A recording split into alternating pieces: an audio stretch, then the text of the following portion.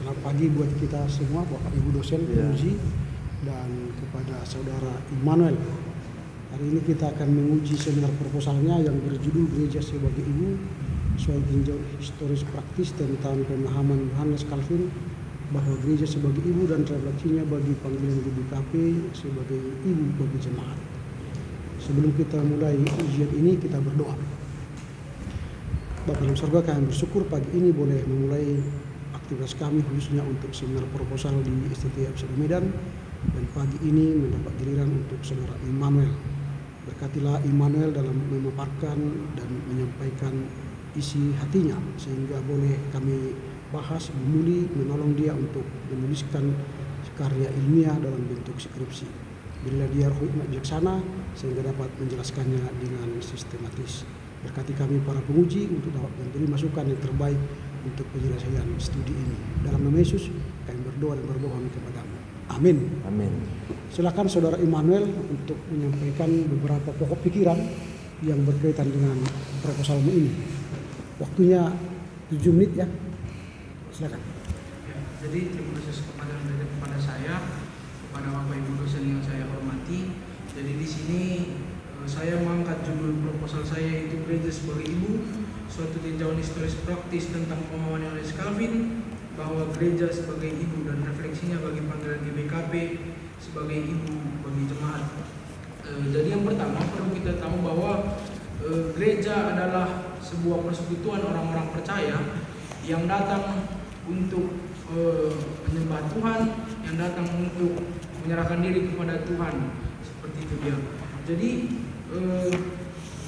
perlu kita dalami di sini mengenai gereja sebagai ibu dan pemaknaan atau hakikat gereja sebagai ibu menurut Yohanes Calvin, seperti itu. Jadi gereja yang seharusnya memiliki sifat keibuan dalam merawat dan memelihara jemaatnya. Jadi untuk menjaga kesucian gereja tersebut, seharusnya pemimpin gereja dan juga anggota gereja harus berada dalam suatu tatanan yang baik, dan tatanan itu mampu mengatur para pemimpin dan jemaat gereja, dan mereka hidup dengan tata cara yang dibuat oleh gereja tersebut, seperti itu. Jadi memang sebuah gereja menurut Yohanes Calvin harusnya seperti ibu. Bagaimana dia mengasuh anaknya, bagaimana seorang ibu merawat anaknya, seorang ibu mengasihi anaknya, betul-betul seperti itu. Begitu juga seharusnya gereja ketika jemaatnya mempunyai permasalahan, ketika jemaatnya mempunyai pergumulan, baik dalam segi ekonomi, baik dalam segi kesehatan, baik dalam segi kehidupan yang lain-lain, gereja memang harus turun tangan, betul-betul seperti itu. Seperti dengan buku yang pernah saya baca bahwa ketika sebuah gereja, ketika sebuah jemaat mengalami kerugian dalam berladang, ketika jemaat mengalami musibah, misalnya PHK, itu adalah 100% tanggung jawab gereja untuk membimbing dia, untuk memberikan penghiburan kepada dia dan mengarahkan dia bagaimana sebetulnya melakukan pekerjaan dengan baik, bagaimana seharusnya melakukan kegiatan-kegiatan dengan baik, seperti itu dia. Jadi kita harus memaknai bagaimana sebetulnya gereja itu sebagai ibu, bahwa tidak ada cara kehidupan yang lain selain ibu yang mengandung kita dalam rahimnya, menyusui kita dengan dadanya, dan memelihara kita di bawah perawatan dan bimbingannya. Ya, itu seharusnya. Faktanya gereja sekarang bagaimana? Oh, baik Pak. Jadi fakta di lapangan sekarang yang terjadi bahwa gereja sudah kurang memaknai bagaimana sebetulnya gereja itu adalah ibu bagi jemaat, di mana gereja seharusnya mempunyai tugas dan tanggung jawab untuk membimbing, untuk memelihara jemaat, dan sebagaimana ibu mengurus anaknya, begitu juga gereja seharusnya kepada jemaat. Tetapi gereja lebih sering menuntut kepada jemaat daripada memberikan hak yang seharusnya didapatkan oleh jemaat, seperti itu Pak. Ketika kita bandingkan dengan gereja tadi, sebagaimana dia seharusnya menyusui anaknya, kata kasarnya pada saat ini Pak, sebetulnya gereja lebih kepada dia yang menyusu kepada jemaat, seperti itu Pak. Dia yang meminta kepada jemaat gereja yang menghisap jemaat seperti itu Pak. Dengan fakta lapangan di mana gereja selalu menekankan persepuluhan, gereja selalu menekankan kolekte, gereja selalu menekankan tentang janji iman, tanpa terkadang melihat bagaimana sebetulnya pergumulan-pergumulan yang terjadi di jemaat Pak. Gereja selalu menekankan uang pembangunan gereja, tetapi dia tidak melihat bahwa jemaatnya, rumahnya pun tidak terbangun seperti itu Pak. Rumahnya pun tepas-tepas, rumahnya pun hanya beratapkan bocor-bocor misalnya seperti itu Pak. Oke, setelah itu apa pertanyaan penelitianmu menjawab pertanyaan itu? Jadi yang akan saya dalami di sini Pak melalui segi historika, di mana kita harus mengerti dulu bagaimana pengertian gereja sebagai ibu seperti itu Pak. Lalu kita juga harus mengerti siapakah Yohanes Calvin. Lalu bagaimana Yohanes Calvin menerjemahkan gereja sebagai ibu bagi di jemaat dan di masyarakat Jenewa terkhususnya seperti itu. Setelah kau tulis ini apa tujuannya? Jadi tujuannya yaitu untuk mengetahui arti gereja sebagai ibu Pak. Kemudian untuk mengetahui siapakah itu Yohanes Calvin. Lalu bagaimana kita mengetahui Yohanes Calvin menerjemahkan gereja sebagai ibu di jemaat terkhusus di jemaat Jenewa pada saat itu Pak. Apa manfaat tulisanmu ini setelah selesai?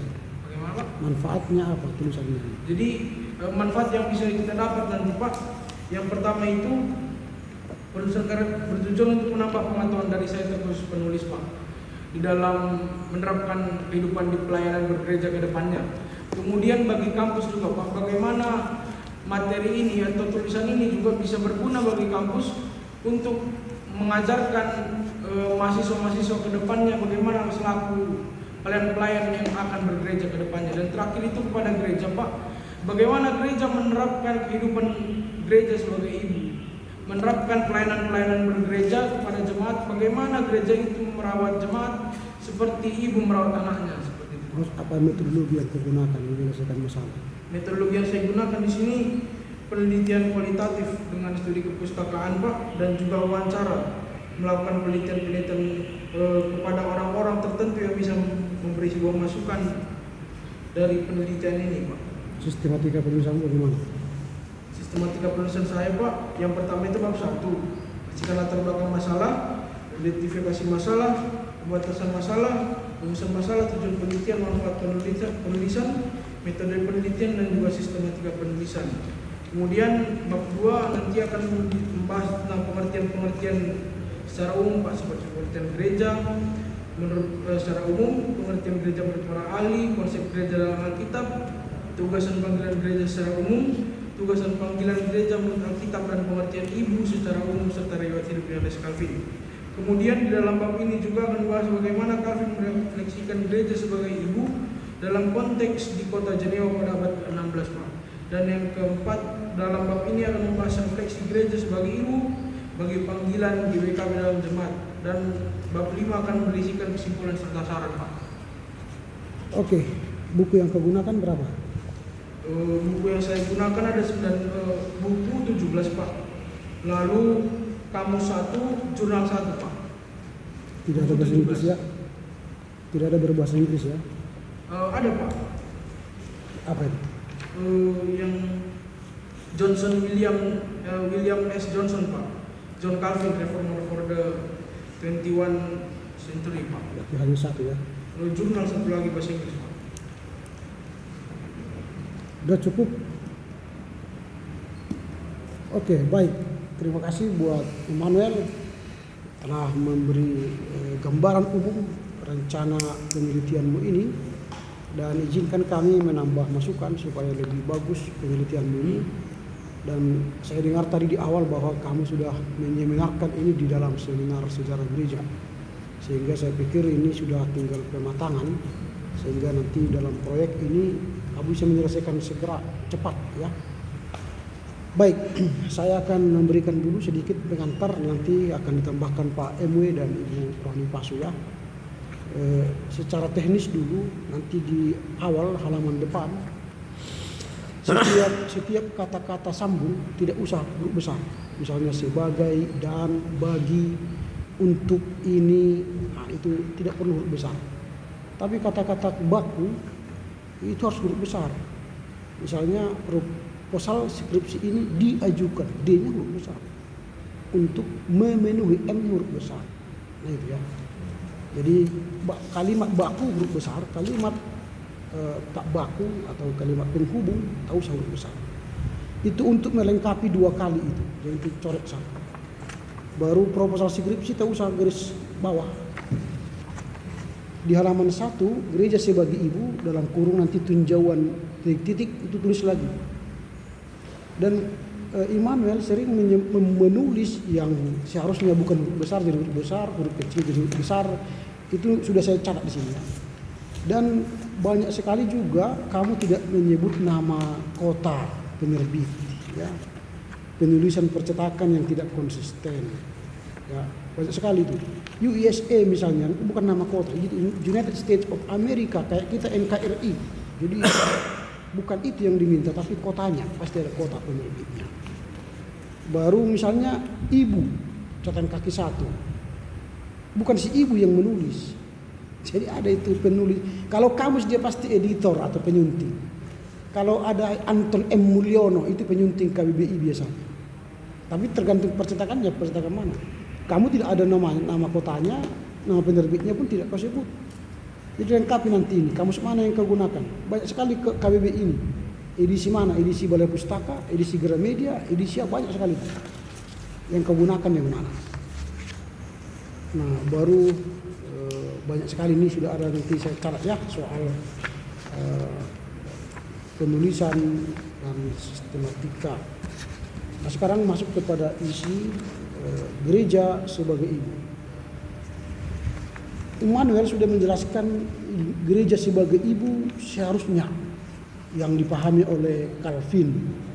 Dan itu panjang sekali. Banyak sekali informasi itu.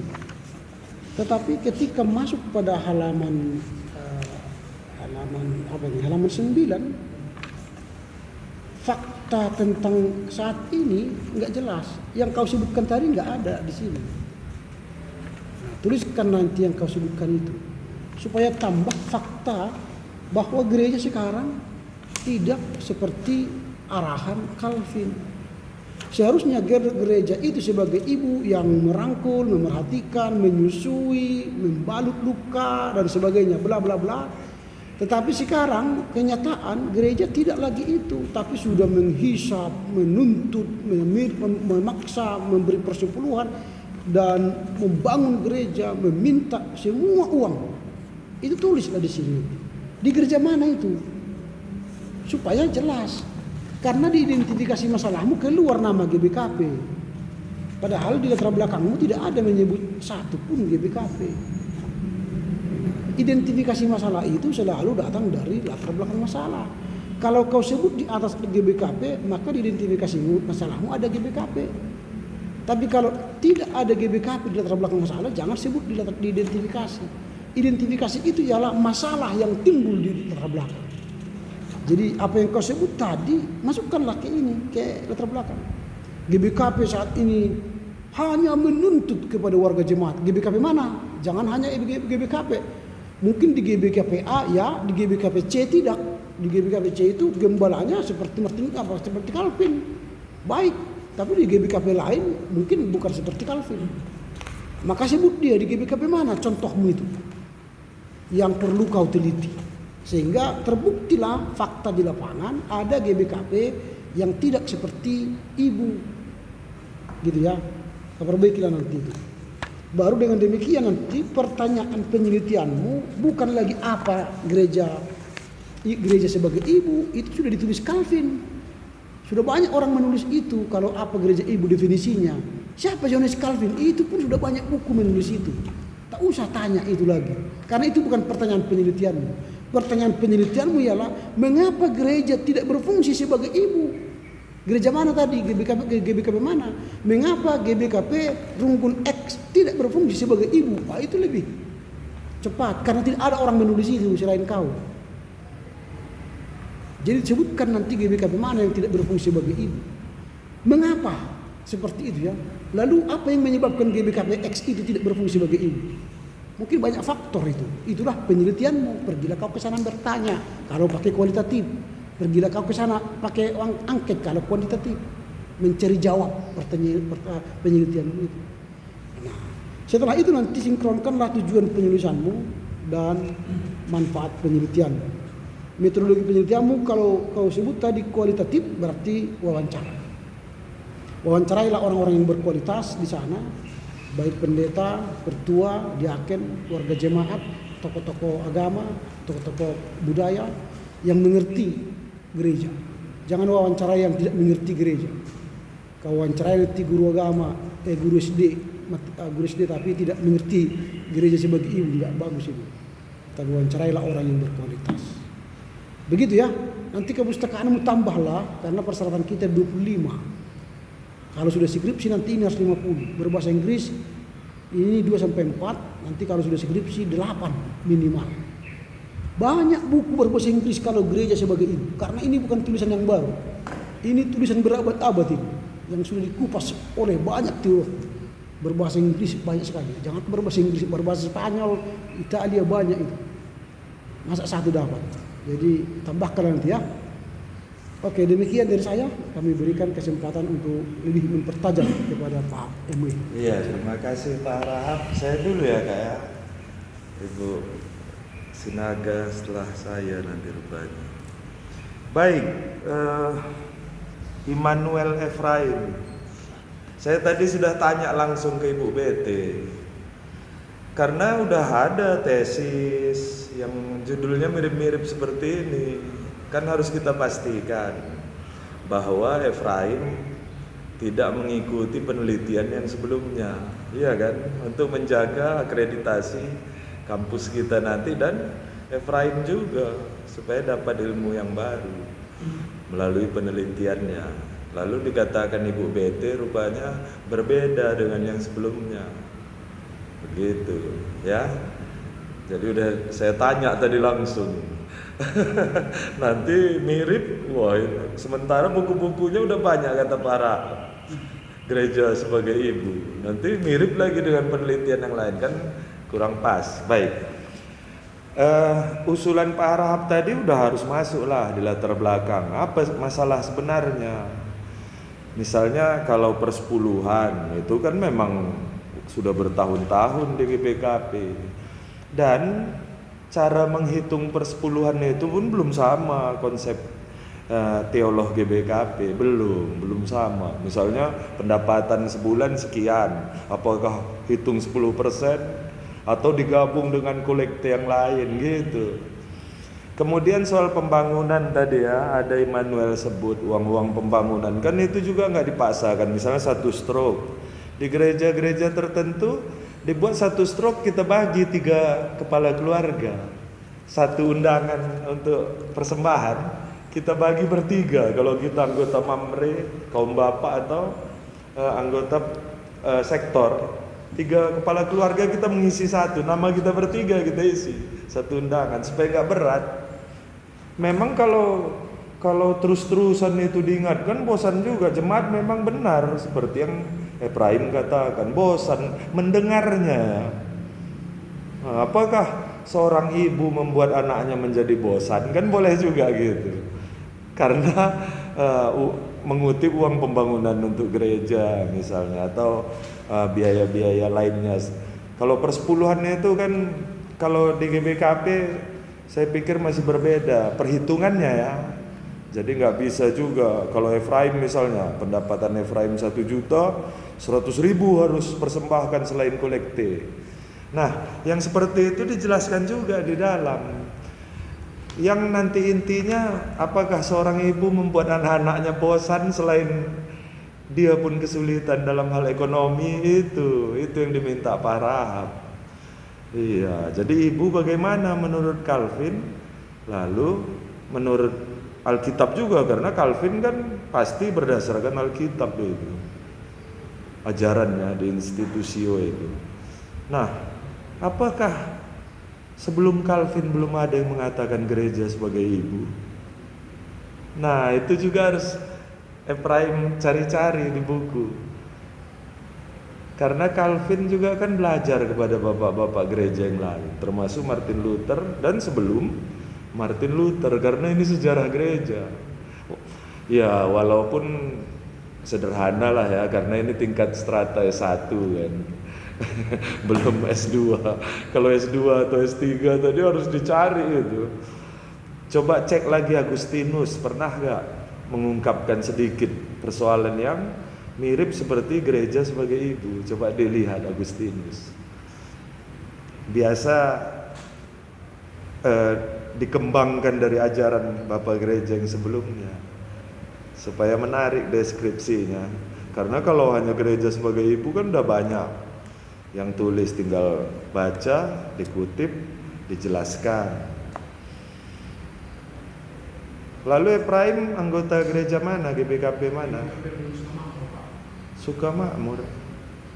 Oh, iyalah ya, di Sukamakmur kan jemaatnya pun bukan nggak banyak yang ekonominya bagus, tapi banyak juga yang kekurangan, benar lah. Iya, ada juga yang bagus perekonomiannya ya, bukan soal imannya nih, bukan soal spiritualitas, perekonomiannya banyak juga yang kesulitan. Baik. Lalu di seminar ini juga masalahnya yang Ephraim angkat di seminar sejarah gereja seperti ini belum dalam ya dijelaskan ya, belum sejelas-jelasnya karena ini udah skripsi. Kemarin ada gereja masa kini aja GBKP-nya langsung. Iya.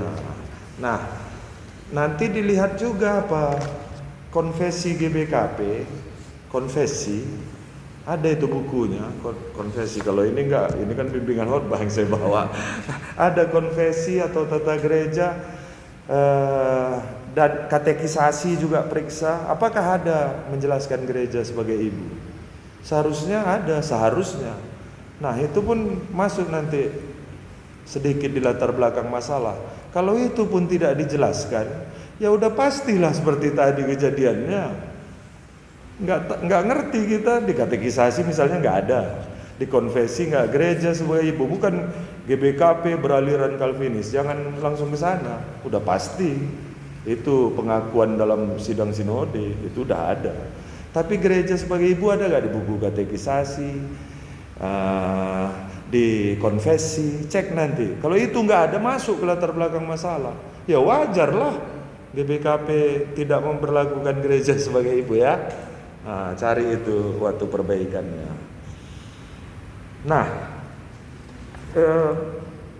seperti yang dikatakan Pak Harap juga, judul ya cetak miring ya di catatan kaki. Ada yang belum ini. Kalau kemarin ada pula yang buat ini buku cara menulis di STT Abdi Sabda, dicetak oleh Persetia dan ATC ya. Waduh, iya. Padahal ini Abdi Sabda yang cetak. Kamu masih cetakan miring dan nggak ada kota atau penerbit kata Bapak tadi. Itu kamu cek ya. Iya harus benar karena sejarah gereja itu melihat fakta yang sebenarnya. Salah satunya sebelum tafsir sejarah. Ini ada ngutip buku Ibu Berta. Iya, di mana kamu baca perpus? Oh, ada ya di perpus ya. Dari di UIM ya, Mission Sparks. Baik. Kemudian kenapa kamu suka membahas gereja sebagai ibu? Kamu ada nandedu ibu kamu, mama. Kenapa ada pengaruh itu? Maka kamu suka menelitinya ini gereja sebagai ibu? Lebih ke pengalaman di gereja aja Pak, karena yang sudah saya katakan juga tadi, di mana gereja itu masih kurang perannya sebagai ibu Pak. Saya baca buku baru, saya juga berpikir, berarti gereja ini seharusnya seperti sebagai ibu bagi jemaatnya. Dan saya bandingkan dengan pengalaman-pengalaman saya selama bergereja seperti itu Pak, masih kurang peran gereja untuk memahami jemaat. Kalau enggak kan Sukamakmur dekat dengan Parpem, BPR, Bank Perkreditan Rakyat. Kalau soal ekonomi misalnya kan dekat ke sana bergabung. Partisipasi pembangunan banyak di lokasi sana, listrik di tahun 90-an dan sebelum 90-an pun pembangkit tenaga listrik kan masuk ke masyarakat itu semua. Itu kan termasuk yang dilakukan gereja. Itu pun harus diceritain juga bahwa GBKP sudah melakukan praktek-praktek pelayanan partisipasi pembangunan. Harus juga kita jujur kan, ada listrik dan lain-lain. Tetapi ada lagi yang lain rupanya yang masih kurang gitu. Karena kan yang bagus dibuat seseorang harus juga lah kita akui. Jangan yang jeleknya aja, jangan rusak susu sebelanga karena setitik apa itu nila. Iya ya. Supaya yang baca pun nanti teman-teman kita senior-senior, pendeta senior yang lebih tua dari kita yang sudah melakukan sesuatu, gembira juga dia bacanya. Wow, diingat juga apa yang sudah dilakukan gereja sebelumnya. Tapi ada yang kurang, ya. Nah, termasuk juga begini ya, Immanuel. Kalau kamu lihat ada skripsi di perpus yang ini juga judulnya atau tesis, tulis saja bahwa pernah ada skripsi yang membicarakan gereja sebagai ibu, tapi dia membahas seperti ini. Penulis skripsi ini membahas seperti ini ya, bahwa ada penelitian sebelumnya yang berbeda dengan penelitian kita. Dan saya meneliti khusus GBKP ini. Iya, boleh. Iya, ya. Supaya mantap melanjutkan apa yang dikatakan Pak Rahab. Bahwa ada, kita akui. Karena buku-buku udah banyak. Nah, selain buku ya minimal karya tulis di sini. Jadi nanti penguji pun udah pernah rupanya, tapi beda. Seperti saya tadi kan saya berpikir, kok mirip ini judulnya? Karena nggak dijelaskan kan. Pernah bisa dibaca skripsi di sini. Judulnya ada. Nah, judulnya aja sebutkan. Iya, judul dan subjudulnya Pak ya. Iya. Ya. Supaya kami nggak, wah ini mirip apa? Wah ini jadi salah kami berpikir kan, nggak positif lagi nanti. Padahal kamu udah bawa ini ke seminar di mata kuliah yang dibawa Ibu BT. Ibu BT pasti tahu judul-judul sebelumnya, ya.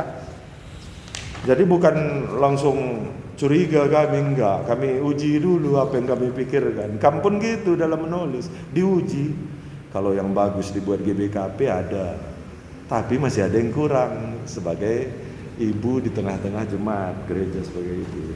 Itu usul saya.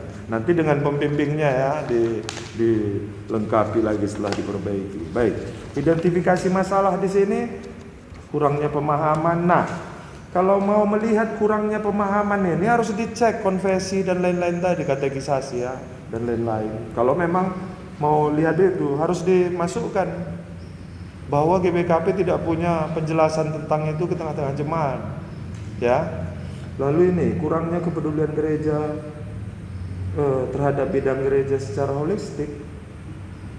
Oh, apa itu maksudnya? Adanya gereja yang hanya berfokus rutinitas peribadahan. Iya, benar. Gereja yang mana? Bisa ini subjudul GBKP ini nanti dibuat Pak. Bisa. Di situ nanti kita penelitian ya. Oh iya. Di atas. Iya, buat nanti Sukamakmur pun boleh. Karena kan berjemaat di situ. Adanya ketidaksepahaman di antara pelayan Tuhan menyebabkan kurang maksimal. Ini gereja sebagai ibu ya. Ya, itu nantilah ya. Adanya program kerja gereja tahun tidak menyentuh. Iya, ini bisa lah kalau program. Karena kita 5 tahunan. Kamu lihat visi misi GBKP ada kamu pegang. Nah itu pun harus masuk di sini. Kalau kamu mau menceritakan ini program kerja tahunan yang tidak menyentuh, kalau memang mau itu nanti fokusnya ya harus ambil dari visi misi. Karena itu saya udah baca agak mengembang itu. Kalau tidak Ibu BT ikut itu apanya pemikirnya, iya tim.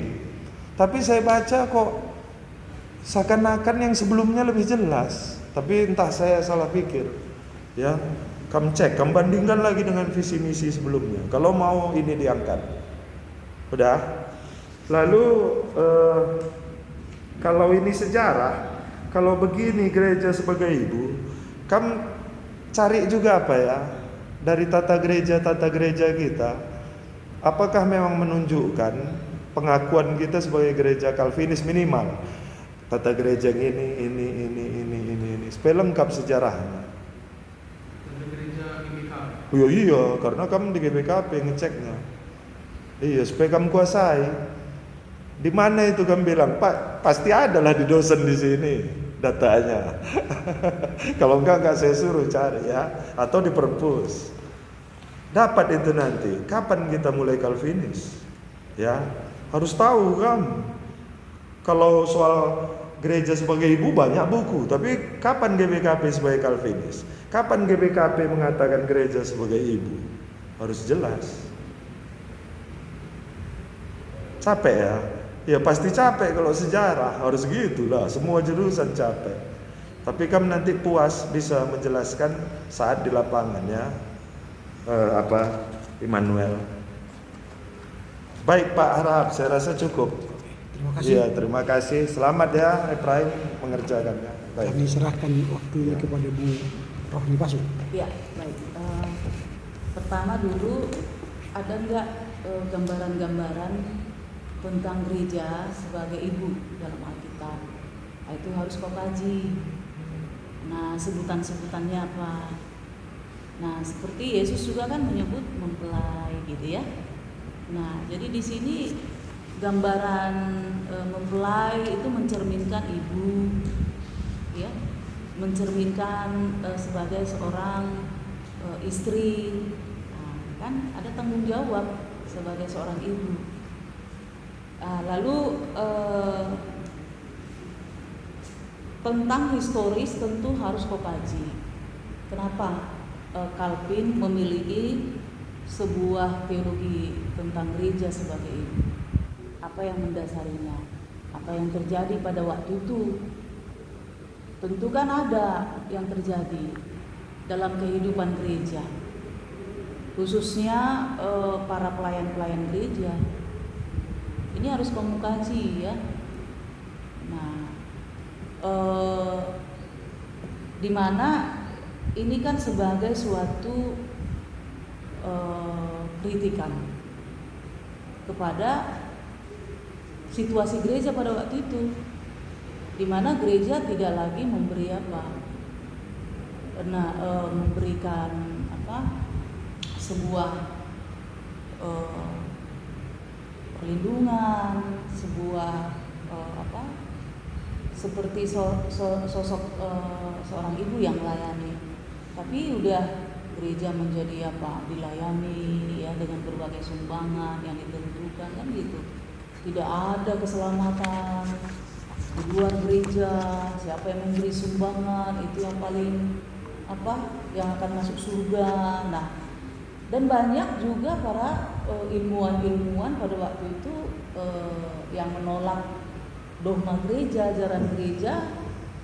Nah, yang bukan menolak ya, mengkritiki gitu ya, mengkritisi. Nah, dianggap sebagai pemberontak lalu dibunuh. Kan banyak. Nah, gereja tidak lagi memelihara seorang anak-anak yang jenius. Ini. Nah, coba kamu gali itu kamu ungkapkan ya. Nah, ada kritikan langsung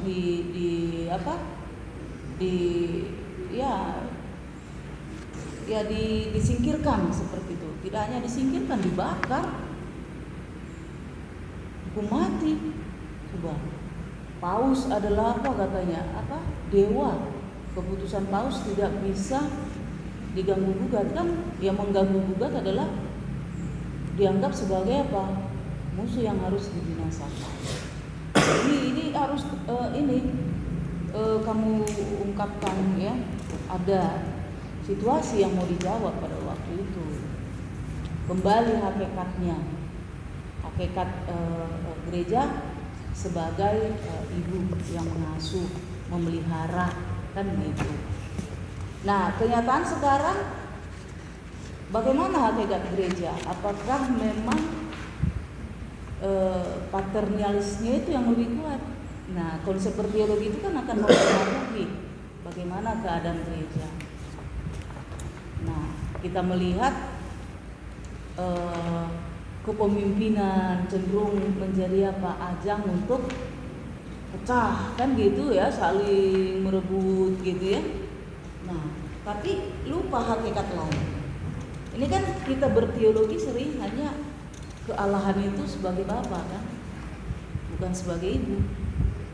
Tapi kalau sebagai bapak kan kepemimpinannya yang lebih menonjol. Maka di gereja itu kan kepemimpinan, keputusan-keputusan diatur dari atas. Tapi kalau ibu kan dia lebih rumah tangga kan, dari dari bawah, dari jemaat dia ini kan gitu, bukan dari ini. Tanpa mendengar suara, membuat sebuah program, kan cenderung program itu ditentukan dari atas kan, tanpa ada survei dulu ke bawah pada jemaat-jemaat. Nah, kalau saya judul kamu ini gereja sebagai ibu, tapi di situ refleksinya bagi pelayan-pelayan GBKP. Nah, jadi karena sorotan di sini gereja itu kan luas. Siapa yang memerankan ibu? Siapa yang memerankan anak? Kan ibu dan anak. Ibarat seperti pelayan dan jemaatnya. Jadi kepada pelayan-pelayan langsung ini, dan refleksinya bagi pelayan-pelayan GBKP. Bagaimana pelayan-pelayan GBKP sekarang? Apa masalahnya? Pelayan, nah kalau ibu kan bukan dilayani dia kan, melayani kan gitu. Dia lebih ibu yang baik kan gitu ya, ibu yang baik. Nah karena ada juga ibu yang tidak baik. Ini kritikan Calvin juga kan, sebagai ibu sebenarnya gereja itu, tapi sudah berubah menjadi ibu tiri katanya kan. Ibu tiri kan menyiksa, dilayani seperti itu. Nah, refleksinya kepada pelayan GBKP. Nah, jadi ini karena ini yang berperan sebagai ibu ya. Nah, Yesus juga kan dia tidak hanya sebagai pemimpin tetapi sebagai ibu juga kan, yang melayani, memberi makan kan, menjamu kan gitu. Jadi hakikat ibu itu harus jelas. Gak gampang menjadi seorang ibu, menyiapkan makan. Karena Yesus menyiapkan makan, itu meja perjamuan itu bagaimana dia menjadi seorang ibu. Kan gitu di situ kan. Dia kasih hidupnya, tubuhnya. Kan ibu kan memberi tubuhnya menjadi tompangan bagi anaknya kan, dengan rahimnya kan, dengan payudaranya kan, supaya anaknya itu tumbuh. Kalau dia itu nggak beri, nggak tumbuh. Nah, jadi konsep-konsep harus kau lihat juga, keibuan Yesus, keibuan Allah gitu kan. Nah, Yesus memberi makan kan, menjamu, dia siapkan semua kan gitu. Bagaimana dengan hakikat gereja sekarang? Pelayan-pelayan datang dijamu kan gitu. Kalau nggak ada jamuan, dia merasa disepelekan kan? Kalau nggak ada jamuan, nah padahal perannya sebagai ibu itu dalam kepelayanannya masih ada nggak? Nah, jamuan kasih, atau kalau kadang-kadang ya seorang pelayan sakit, ada orang yang berbondong-bondong untuk memberikan bantuan. Tapi jemaat bagaimana? Ini cenderung karena pemahaman dilayani ini tadi, akhirnya sikap melayani itu, sosok sebagai seorang ibu itu, nah ini makin menipis. Kayak banyak juga para pelayan ya lebih suka dia dilayani ya, lebih suka kalau gimana saya bilang. Nah ini juga perlu menjadi perhatian ya. Nah sehingga ini membuka mata para pelayan-pelayan juga. Nah, ada orang yang persepuluhan kan harus sama pelayan. Nah, begitu kata Alkitab. Tapi apa yang sudah kita lakukan? Nah, kan gitu. Gitu ya. Nah, banyak juga khotbah-khotbah kan menuntut pelayanan-pelayanan kepada apa? Kepada kaum rohaniawan, kaum pemimpin gereja. Kadang-kadang di percakapan pertemuan, ya bukan lagi gimana pelayanannya, tapi apa yang terdapat, gitu. Berarti apa yang gimana jemaatmu memberi, ya. Seorang pelayan yang sukses kalau dia punya ini, kan gitu. Nah, tapi tidak lagi diukur sepanjang mana dia pernah memberi orang makan, pernah mengobati, pernah kan gitu ya, menyekolahkan, kan gitu anak-anaknya, menjadi orang tua asuh. Nah, anak-anaknya kadang saya sendiri pun malu juga jadi tapi apa boleh buat gitu ya. Tanggung jawab terlalu tinggi ya kan. Gaji kurang. Jadi itu ya. Jadi saya juga kadang-kadang kalau terlalu banyak khotbah, walaupun memang tanggung jawab jemaat ya, tanggung jawab jemaat, tanggung jawab anaknya memberi pada orang tuanya. Tapi tanggung jawab orang tua juga apa? Ya, menghidupi anaknya. Kalau anak itu sudah mapan kan gitu, ada masanya. Itu perlu juga kau tekankan, ada masanya. Nah, ada anak memang sudah mapan, bagaimana juga didorong anak itu menghidupi ibunya, kan gitu. Tapi anak-anak yang tidak mapan gitu ya, bagaimana juga ibunya menghidupi anak-anaknya. Makanya penting juga kamu menekankan itu nanti anak-anak dengan berbagai latar belakang kemampuan, kondisi ekonomi. Nah, disinilah bagaimana ibu itu merangkul semuanya agar anak-anaknya itu terpelihara semua, tidak membeda-bedakan. Kalau ada anaknya yang berhasil, wah anakku itu buahnya ini, kan gitu. Nah, ada anaknya yang memberi banyak, nah kesana dia itulah anak kasihannya kan. Itu perlu loh kau ungkapkanlah itu. Anak memang beda kemampuannya. Ada anak yang sudah kerja keras ya begitu dia. Nah, disinilah seorang ibu perlu apa? Memberi dorongan. Anak-anak yang sudah berhasil bagaimana ini juga supaya ditolong kan? Nah, itulah kepelayanan ibu tadi. Nah, makanya saya bilang pelayan-pelayan GPKP sebagai ibu.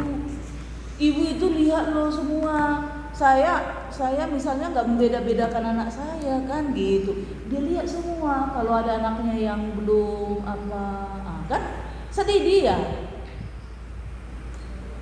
Nah, pernah gini, ibu mertua nih, kita kirim uang sama dia untuk beli makan misalnya. Lalu dia kasih sama anaknya. Karena anaknya itu, mana mungkin aku bisa makan ini?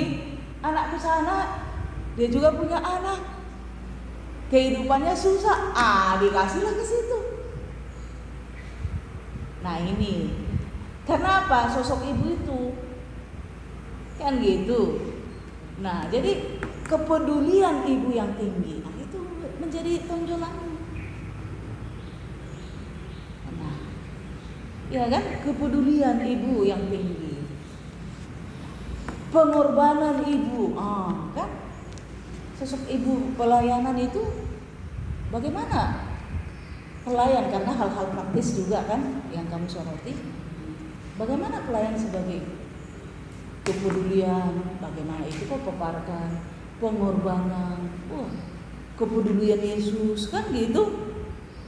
Nah, penghiburan, ini kepemimpisannya. Selama ini terlalu menonjol, misalnya ada apa? Patriarkal dari sosok maskulin dari gereja, ya kan? Karena budaya kita juga. Sosok maskulin, bapak kan yang dilayani ya bapak, ya kan Pak? Iya kan? Makanya itu tampil. Benar nggak? Dilayani itu apalagi masih di adat Batak kita. Jarang ya bapak yang mau menyiapkan makan, kan gitu, mengajar. Nah itu, maka program-program kita pun lebih arah bagaimana memperluas gereja, membangun. Kan itu memang bapak kan gitu, kan itu. Tanpa peduli, bapak kan namanya dia mencari nafkah. Kan sosok gimana nanti menambah aset, menambah ini, itu bapak, nggak salah kan gitu. Sebagai tanda keberhasilan kan, itu sosok bapak. Nah, makanya itu masih dipengaruhi cara berpikir itu, cara berpikir seorang ibu. Nah, dia lebih dahulu, dia tidak berpikir membangun tapi nggak makan anaknya, dia nggak berpikir begitu. Tapi bagaimana dia lihat makan atau tidak. Nah, bisa belajar atau tidak. Ya, jadi dalam pendahuluan itu kau tulis di situ gereja sebagai ibu, pendahuluan nggak ada. Pendahuluan gitu, jangan dihapus itu gereja sebagai ibu, pendahuluan ya.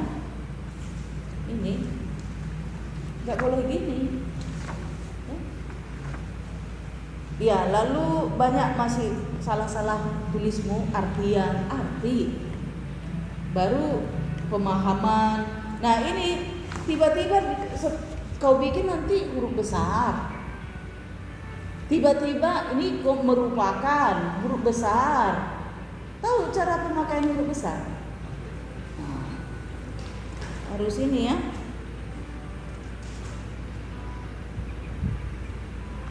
Ya, jadi beberapa kata-kata yang salah, termasuk kamu mengutip buku Ibu Berta juga salah ya. Nah, historical at S Bates as ya, S itu baru Calvin ya. Perhatikan yang salah-salah, begitu juga di bawah kutipannya kau bikin. Udah itu aja Pak. Oke, baik, terima kasih Bu Rampasu dan kepada saudara Immanuel telah mendengar masukan dari kami. Keputusannya ada pada kamu, karena yang menulis adalah kamu dan kami hanyalah memberi masukan supaya kamu lebih melihat kemana arah tulisanmu ini. Ada kami mengusulkan tadi supaya memilih salah satu GBKP yang menjadi lokus penelitianmu. Tadi membaca dokumen-dokumen GBKP, tata gereja, konfesi, buku KTCCD untuk membuktikan bahwa GBKP apakah tidak menjadi sebagai ibu atau memang tidak diaturkan. Lalu tadi dari segi praktisnya Bu Rampasu menggambarkan bagaimana gereja itu memang mengambil bagian, menolong. Dan tidak hanya berteori tapi memang gereja itu harus mengambil bagian dalam pelayanan. Nanti kau padulah itu, manalah yang akan kau pilih dalam perbaikanmu. Tentu nanti setelah itu barulah nanti kampus akan menentukan siapa pembimbing yang akan membimbingmu. Bisa dari antara kami dan bisa dari di luar kami, tergantung daripada kampus nanti. Ya, dengan demikian berakhirlah ujian proposal, seminar proposal skripsi. Kami persilahkan Immanuel untuk menutup dengan doa.